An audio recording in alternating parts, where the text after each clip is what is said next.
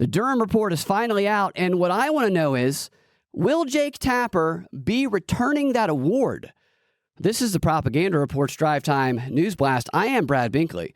Top story today, that Durham report was finally released yesterday. This is Special Counsel John Durham's report on his investigation into the FBI's handling of the Trump-Russia investigation. It's an easy one to forget about because it began over 3 years ago. The report is over 300 pages long, so I have not read it all, but I have gone through and pulled some bits and pieces of it that I find interesting that I will share with you. And I've also seen various mainstream reports on it from CNN and MSNBC, both of whom downplay the findings and kind of even frame it as a victory for them. In fact, one of the main takeaways from this report that I've heard multiple CNN anchors speak matter-of-factly about is that Durham was only brought in to do this investigation to find evidence of a deep state that colluded against Trump. And he failed. He didn't find it. Therefore, they win. And the only reason they tell us that the FBI opened up a Trump-Russia investigation, which the report found it never should have done, is because of confirmation bias. That's right. It wasn't a deep state. It was just a cognitive blind spot on behalf of the FBI. That's all it was. Here's one example of CNN expressing that point of view right here. One of the reasons why Durham was brought on board was supposedly to go beyond what the Inspector General of the Justice Department found in their investigation. And one of the things they were supposed to do was to tell us a lot about what the intelligence community was doing. It turns out they didn't find very much there in the intelligence community, and certainly not to support the suspicions that they had that there was a cabal of people from the FBI and the intelligence community who were out to get Donald Trump. That appears to have fallen flat. And here he is, same guy, talking about the confirmation bias. Justice correspondent Evan Perez. Evan, what exactly did Durham find in this report?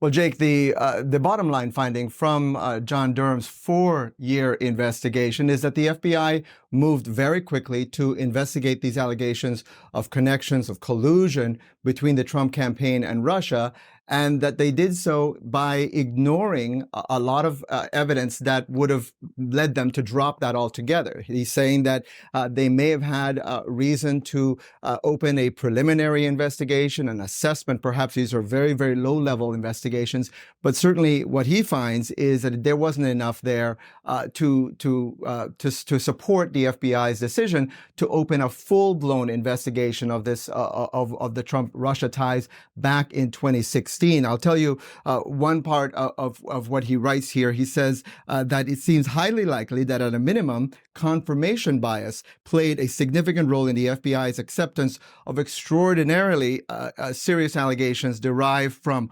uncorroborated information that had not been subjected to the typical exacting analysis that the FBI usually uses.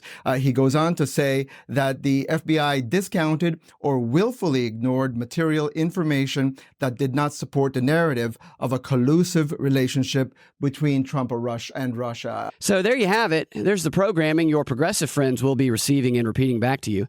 Never mind the actual interesting findings that came out in this report, like, surprise, surprise, and you better sit down for this one, the Steele dossier was bogus. I know.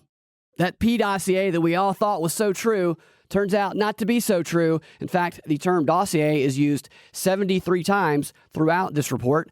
And I learned something about that term dossier today while researching the show. Did you know that Jake Tapper and Carl Bernstein are actually credited with making the phrase the dossier part of our lexicon?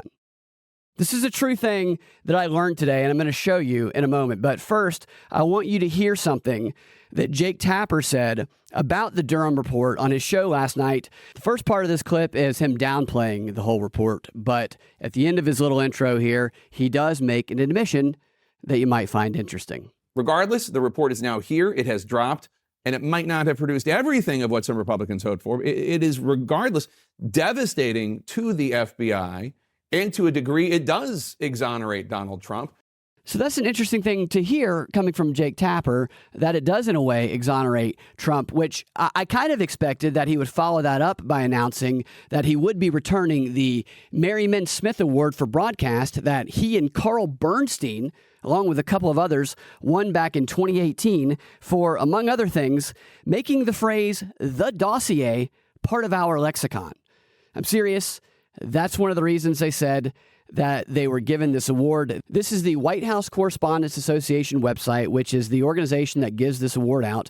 On their official Merriman Smith Award page, which you can see on screen here, it says why the judges gave them this award. Here's what it says. The Merriman Smith Award for broadcast goes to Evan Perez, who is the guy who's just on there with Tapper, Jim Sciutto, Jake Tapper, and Carl Bernstein of CNN. From the judges, these 4 journalists and a number of other CNN reporters broke the story that the intelligence community had briefed President Barack Obama and then President-elect Donald Trump that Russia had compromising information about Trump. The CNN team later reported that then FBI Director James Comey personally briefed Trump about the dossier. Thanks to this CNN investigation, quote, the dossier, it's in quotes, is now part of the lexicon. The depth of reporting demonstrated in these remarkable and important pieces and the constant updates as new information continued to be uncovered showed breaking news reporting at its best. And with that said, here's one of the many things the Durham report concluded about the dossier. And this is an exact quote from the report on page 304. I'll put it up on screen now. Here's what it says. The FBI ignored the fact that at no time before, during, or after Crossfire Hurricane were investigators able to corroborate a single substantive allegation in the Steele dossier reporting. So, Jake, Carl, other dudes, are you going to be giving back that award and that $2,500 that you got for it? Unbelievable. $2,500 for programming the public with a term, the dossier, which is about a fantasy that never happened that many will continue to believe to be true for years to come. All in a day's work for you guys, huh, Jake? What a joke. Here's Jimmy Kimmel talking to Jake about winning that very award back in 2018.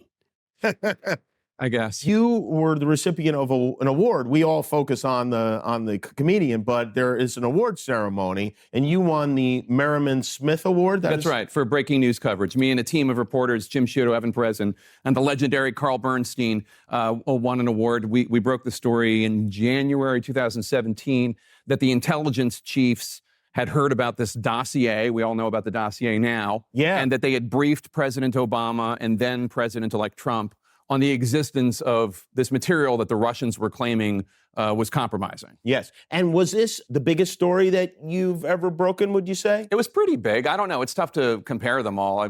I've won this award a few times. Carl Bernstein's like a legendary circus clown. That's about as far as his legendary status goes. Hey, we should question everything about Watergate. Absolutely all of it.